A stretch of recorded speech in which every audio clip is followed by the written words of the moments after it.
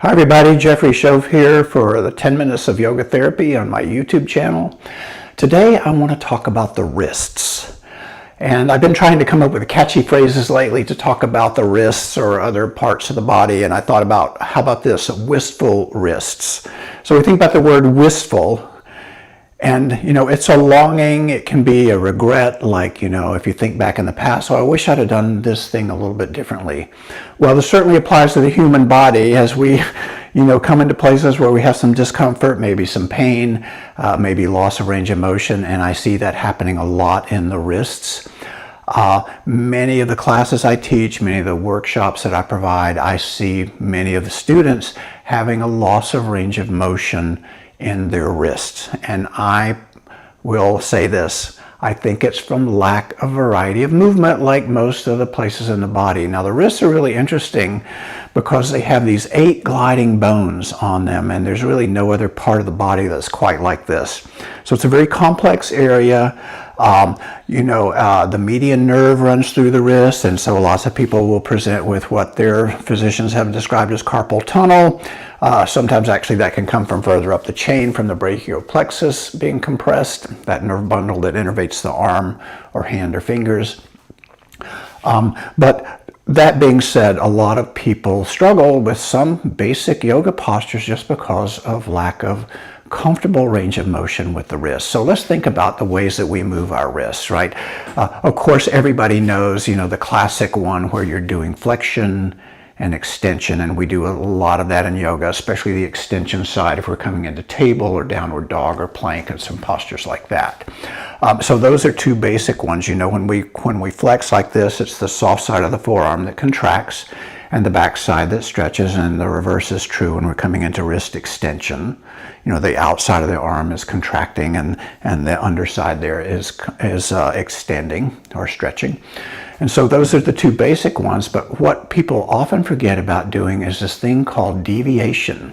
So your hands, you have your 5 fingers, and on the thumb side, there's a big bone down the forearm called the radius, and on the outside, on the pinky side, is a smaller bone called the ulna bone. And so those 2 bones, if we tag them correctly as we do this movement, so if I move my hands and wrists toward the thumb side, that's called radial deviation. And if I go the other way, out toward the pinky, that's called ulnar deviation. That's a movement that we forget about a lot, and is huge in terms of health into those 8 gliding bones and even up into the arm and hands and fingers. So I think about how many different ways can I move these parts of my body to keep them healthy, to keep them strong, to keep the range of motion nice.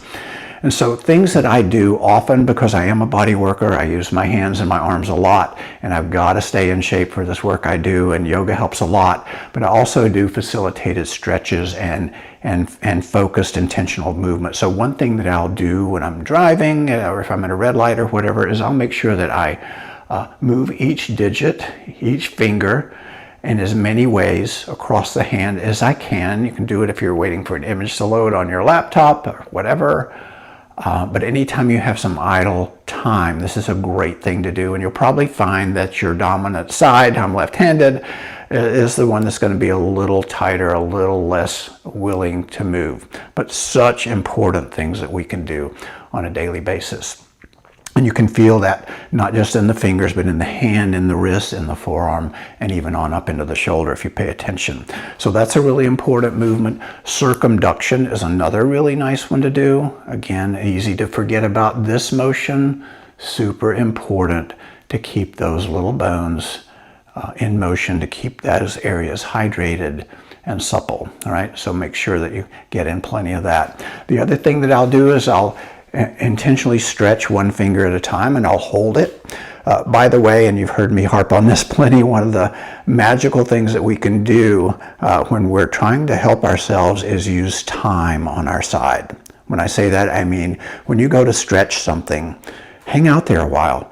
Don't just hold it for 5 seconds and let go. Not that that wouldn't be helpful, but it's not going to be as helpful if you hang out for a good 30 seconds or so with each one. Now it takes a little while, but well worth the effort.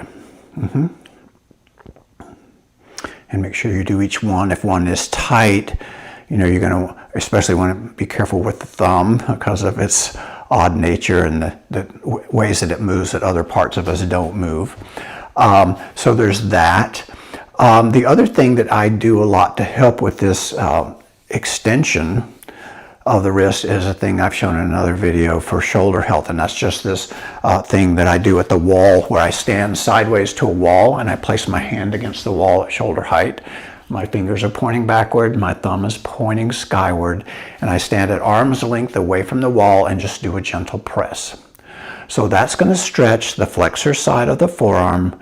It's going to open up the wrist that way. And so if you think about the shape that I'm doing, this is the position of the hand relative to the forearm in table posture, in downward dog, in plank, lots of other yoga poses as well.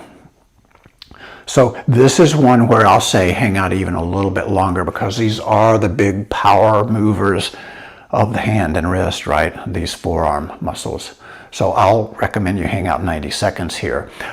If you got here and you're really not feeling that much, I doubt that's going to be true, but if that is your case, you can actually walk away from your arm. So all I did was just turn my body toward the camera away from my arm.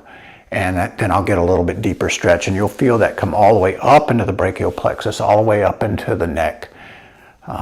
And this whole upper quadrant stretch. It's just a beautiful thing to do. Lastly and finally, one of my favorite little movements for overall body health, but especially for the hands, especially for the fingers, the hands, the wrists, the arms, is shaking. I do this more and more all the time. Again, with the nature of my work, it's really easy to get things compressed. This can be really surprisingly sensitive for some people, so when you're first starting out, be gentle and kind to yourself. And again, you're trying to get your fingers moving independent of your hands a little bit, your hands moving independent of the wrists and forearms a little bit, but you can let that migrate up into the shoulders. Certainly you'll feel some things into the elbows and all around. Now, you may not want to do this at the checkout line at the grocery store because you probably get some weird looks, but hey, who knows? Give it a try and see what you think. However, you have every right to do this as much and as long and as crazy and as wild as you want in the privacy of your own home. So do it shaking, do it a lot. Okay, that's it. Yoga therapy, Wistful Wrists. I hope you'll check me out on YouTube and go to my website for more information, jeffreyshoaf.com. That's JEFFREYSHOAF.com. Thanks for watching. I'll see you soon.